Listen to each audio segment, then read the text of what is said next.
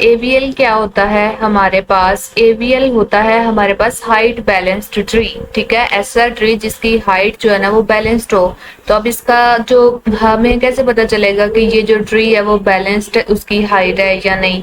तो इसका एक फॉर्मूला है, मीन्स के लेफ्ट साइड की वो जो हाइट होगी, लेफ्ट सब ट्री की height minus right subtree की हाइट करें और वो लेस देन और इक्वल टू 1 आ जाए, लेस देन और इक्वल टू 1 आए, तो ये हम इस फॉर्मूले की मदद से हम पता कर सकते हैं कि हाँ हमारा ये जो बाइनरी ट्री है ना, बाइनरी सर्च ट्री है, वो एक हाइट बैलेंस्ड ट्री है, हाइट बैलेंस्ड बाइनरी ट्री है। तो ये फॉर्मूला हमने किसके लिए चेक करना है? हर नोड के लिए, ठीक है। अपने ट्री के, अपने इस ट्री के हर नोड के लिए हम इस फॉर्मूले को अप्लाई करेंगे। क्या हमारे लेफ्ट सब ट्री की height minus right subtree की हाइट लेस देन और इक्वल टू 1 है? मीन्स के लेफ्ट सब ट्री का absolute difference minus right sub tree का एब्सोल्यूट डिफरेंस लेस देन और इक्वल टू 1 है या नहीं? अगर तो ये कंडीशन होल्ड होती है तो फिर हमारा ये जो है ना ट्री जो है ना वो हाइट बैलेंस्ड ट्री होगा, अदरवाइज वो हमारा हाइट बैलेंस्ड ट्री नहीं होगा, ठीक है। तो अब इसे हम टेस्ट करते हैं कि लेट्स सपोज हमारे पास ये एक हाइट बैलेंस्ड ट्री है। अब हम देखते हैं कि ये किस तरह है हाइट बैलेंस ट्री, ठीक है। यहाँ से सबसे पहले आपने स्टार्ट करना होता है नीचे से, लीफ नोड से, ठीक है। अब हमने इसके ऊपर फॉर्मूला अप्लाई करना है, लेफ्ट सब ट्री की height minus right subtree की हाइट करनी है हमने इसका लेफ्ट सब ट्री में कुछ भी नहीं, ना इसके राइट में कुछ है, मीन्स के यहाँ इसकी हाइट क्या है? 0। तो 0 माइनस 0 इज इक्वल टू 0। क्या 0 लेस देन 1 है? यस, ये कंडीशन ट्रू हो गई है। तो अब हम यहाँ से इसके पेरेंट की तरफ मूव कर जाते हैं। अब इस पेरेंट को देखते हैं, इसके लेफ्ट साइड की हाइट कितनी है? हाइट मतलब इसके लेफ्ट साइड पे कितने नोड हैं? इसके लेफ्ट साइड पे तो एक नोड है, ठीक है। इसके राइट साइड पे कितने नोड हैं? कोई नोड नहीं है। तो क्या हुआ? 1 माइनस 0, 1 माइनस 0 क्या हो गया? 1 माइनस 0 1। तो यस, ये इक्वल टू 1 तो है ना, यस हमारी कंडीशन जो है ना वो होल्ड हो गई है, ठीक है। यहाँ तक ये हमारा हाइट बैलेंस ट्री हो गया। अब हम कहाँ पे मूव करेंगे? अब हम यहाँ पे मूव करेंगे, सॉरी, यहाँ पे मूव करेंगे। इस लेवल ऑर्डर में हम ट्रेवर्स कर रहे हैं ना। तो अब इस नोड को देख लेते हैं। इसके लेफ्ट सब ट्री की हाइट कितनी है? 0। इसके लेफ्ट में मीन्स के कोई नोड नहीं, उसकी हाइट 0 है। राइट की कितनी हाइट है? 0। तो 0 माइनस 0 0। तो यस, ये कंडीशन अभी भी होल्ड हो रही है। इसके बाद अब हम यहाँ पे मूव करेंगे, तो रूट नोड के लिए चेक कर लेते हैं क्या ये हाइट बैलेंस ट्री है या नहीं। इसके लेफ्ट सब ट्री की हाइट कितनी है? मीन्स के कितने नोड हैं? एक नोड और 2 नोड, ठीक है। लेफ्ट साइड में इसके 2 नोड हैं और राइट साइड पे एक नोड है। तो 2 माइनस 1 कितना होता है? 1। तो yes, 2 minus 1 is equal to 1, ये इक्वल टू 1, ये अभी भी कंडीशन हमारी होल्ड हो रही है। तो yes, it is height balanced tree, हम इसे कह सकते हैं हाइट बैलेंस्ड ट्री। तो ये तो हो गई हमारी एग्जांपल के हमारा जो ट्री है ना वो हाइट बैलेंस्ड है। तो अब हम एक और एग्जांपल देख लेते हैं जिसमें हमारा जो ट्री है ना वो हाइट उसमें उसकी बैलेंस ना हो। तो हम कैसे देखेंगे? यहाँ पे भी सेम प्रोसीजर करेंगे तो आपके अच्छा समझ आ जाए, इसलिए दोबारा से ये अनबैलेंस्ड के लिए दिखा देती हूँ। तो सबसे पहले हमने लीफ नोड से स्टार्ट किया। इसका लेफ्ट साइड की ट्री की हाइट कितनी है और इसके राइट की कितनी है? मीन्स के लीफ नोड हमेशा बैलेंस ही होगा। लीफ नोड मीन्स के ये अगर नल मिल रहा है ना, ये दोनों ही नल हैं, ठीक है। मीन्स के अगर रूट नल है तो मतलब ये हमारा जो ट्री है वो बैलेंस है। यहाँ तक अब आपको समझ आ गई ना? ओके, यहाँ तक ठीक है। अब इस लेवल पे आ जाते हैं। इसका लेफ्ट सब ट्री की हाइट कितनी है? इसके लेफ्ट पे तो कोई भी नहीं है, 0 है। तो इसके राइट, इस नोड के राइट पे कितने हैं? 1। तो 0 माइनस 1 माइनस 1, हमने एब्सोल्यूट डिफरेंस देखना है। तो 0 माइनस 1 1 कंसिडर करना है। तो 1 इक्वल टू 1, यस, ये यहाँ तक हमारी कंडीशन होल्ड हो रही है। उसके बाद यहाँ पे आ जाते हैं, इस नोड के लिए चेक करते हैं। इस नोड के लेफ्ट साइड पे, इस नोड के लेफ्ट साइड पे हमारे पास 2 नोड हैं और राइट साइड पे हमारे पास कितने नोड हैं? 0 नोड है। तो यहाँ से पता चल गया कि 2 माइनस 0 करें तो वो तो 2 आता है, ना के लेस देन इक्वल टू 1, ठीक है। 2 माइनस 0 क्या आएगा? 2 आएगा। तो तो हमारी कंडीशन के अकॉर्डिंग तो था लेस देन इक्वल टू 1 है। तो यहाँ से हमें पता चल गया कि इस नोड से कि हमारा ये जो ट्री है ना वो हाइट बैलेंस्ड ट्री नहीं है, इट इज अनबैलेंस्ड ट्री। तो यहाँ से क्या बात साबित होती है कि अगर कोई एक भी नोड, हम हर नोड को ट्रेवर्स कर रहे हैं ना, कोई एक भी नोड इस कंडीशन को सेटिस्फाई नहीं करता तो वो एक हाइट बैलेंस्ड ट्री नहीं कहलाएगा। तो यहाँ पे हम ऑब्वियसली हाइट निकालेंगे कोड के अंदर। तो हाइट निकालने का मैंने आपको पहले ही फॉर्मूला बताया हुआ है। हाइट कैसे निकालते हैं कि इसके लेफ्ट साइड का मैक्सिमम डिफरेंस और इसके राइट सब ट्री में से मैक्सिमम नोड्स कितने हैं और उसके अंदर रूट नोड को ऐड कर दिया जाए। मींस के मैक्सिमम निकाल लिया जाता है उसके लेफ्ट सब ट्री का, उसके राइट सब ट्री का, और लास्ट पे उसके अंदर रूट नोड जो है ना वो ऐड कर दिया जाता है। ये हमारा कोड के अंदर हाइट का फॉर्मूला होता है, वो हम इसे यूज भी करेंगे कोड के अंदर। चलें इसका कोड देख लेते हैं कैसे होगा। लेट्स सपोज कि ये मैंने लिखा है, ये लेवल ऑर्डर ट्रेवर्सल नहीं है। ओके, तो सबसे पहले मैं ये ट्री की बात कर रही हूँ, तो इसके लिए ट्री के लिए नोड लिख लिया, और ये वाला जो मैंने पॉइंट, ये ट्री मैंने कंस्ट्रक्ट किया हुआ है। ये कैसे कंस्ट्रक्ट किया हुआ है? मेन बॉडी में रूट नोड में मैंने नया नोड बनाया जिसमें वैल्यू दी 4। ये देखें 4। अब 4 के लेफ्ट में है मेरे पास 3, तो मैंने कहा रूट के लेफ्ट में नया नोड बनाओ, उसमें क्या डाल दो? 3 डाल दो। अब इस 3 के लेफ्ट में मीन्स के रूट के लेफ्ट में है एक नोड 2, तो रूट के लेफ्ट में एक नया नोड बना दी जिसमें मैंने वैल्यू डाल दी 2। ओके, तो अब इस रूट के राइट पे है मेरे पास 5, तो मैंने वो डाल दिया। रूट के राइट पे न्यू नोड डालो जिसमें है 5। तो यहाँ से क्या देख के पता चल रहा है ये कौन सा ट्री है? एक हाइट बैलेंस्ड ट्री है। हाइट बैलेंस ट्री, ये ऐसे कई ट्री है ना वहां पे, तो हाइट बैलेंस ट्री है। तो अब हम इसका कोड देखेंगे, तो कोड लिखेंगे तो वहां से हमें पता चलेगा कि हमारा कोड ठीक है या नहीं, यानी कि हमें हमारा कोड क्या रिटर्न करता है कि आपका जो ट्री है वो बैलेंस ट्री है या नहीं। तो इसमें कितनी पॉसिबिलिटीज हैं बैलेंस होना ना होना? 2 पॉसिबिलिटीज। इससे क्या बात साबित हुई कि हमारे फंक्शन की रिटर्न टाइप क्या होगी? बूल होगी। तो हम यहाँ पे बूल टाइप लिख देंगे, उसकी रिटर्न टाइप तो लिख देंगे बूल। तो फंक्शन का नाम रख देते हैं बैलेंस,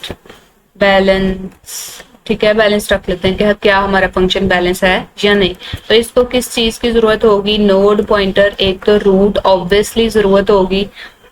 उसके बाद इससे एक हाइट किस तरह की होती है हमारी? इंटीजर टाइप की, ठीक है, 1 2 3 इसी तरह होती है। तो इसे एक जरूरत होगी एक इंटीजर पॉइंटर हाइट की, ठीक है। तो हम सबसे पहले अब क्या करेंगे इसकी बॉडी के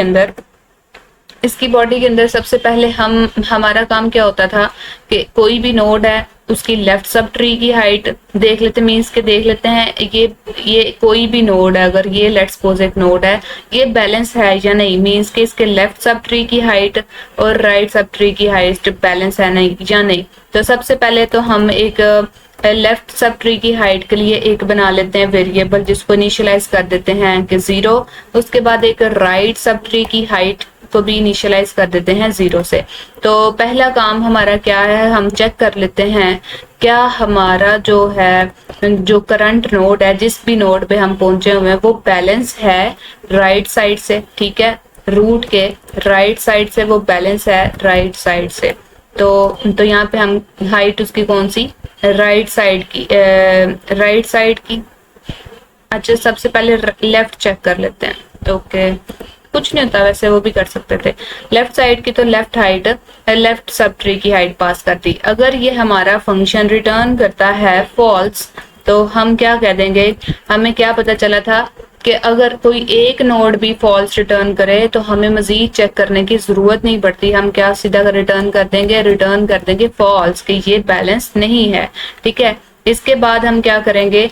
चेक कर लेंगे क्या अपने राइट सब ट्री के लिए के उसके लिए भी क्या हमारा राइट सब ट्री बैलेंस है। मींस के यहाँ पे हम क्या पास करेंगे? रूट का राइट ऑब्वियसली पास करेंगे और साथ में राइट सब ट्री की हाइट पास करेंगे। अगर ये भी इक्वल टू फॉल्स रिटर्न करता है, अगर ये इक्वल टू फॉल्स रिटर्न करता है, तो इसका मतलब कि हमें अब मजीद चेक करने की जरूरत नहीं, राइट साइड उसकी बैलेंस नहीं, तो हम रिटर्न कर सकते हैं फॉल्स, ठीक है। उसके बाद अब जो हाइट है वो मैंने आपको बताया कैसे कैलकुलेट करते हैं। हाइट इज इक्वल टू, हम मैक्सिमम निकाल लेते हैं उसके लेफ्ट सब ट्री की हाइट का और साथ में राइट सब ट्री की हाइट का, ठीक है।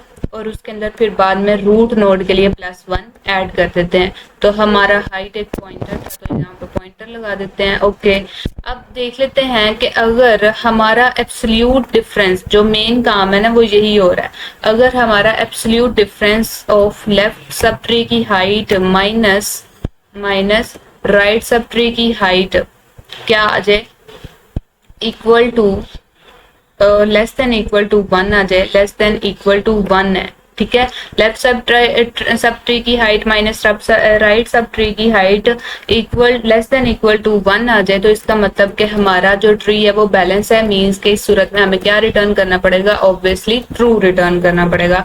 और अगर ऐसा नहीं है, ये कंडीशन सेटिस्फाई नहीं होती, तो हम क्या कहते हैं कि आप रिटर्न कर दो सीधा फॉल्स, ठीक है। ये हमारा कोड हो गया। अब यहाँ पे बेस केस क्या होगा, यहाँ पे बेस केस होगा कि अगर हमारा रूट ही नल है, रूट इक्वल टू नल है, तो इस सूरत में हमें क्या रिटर्न करना है, ट्रू रिटर्न करना है, ठीक है।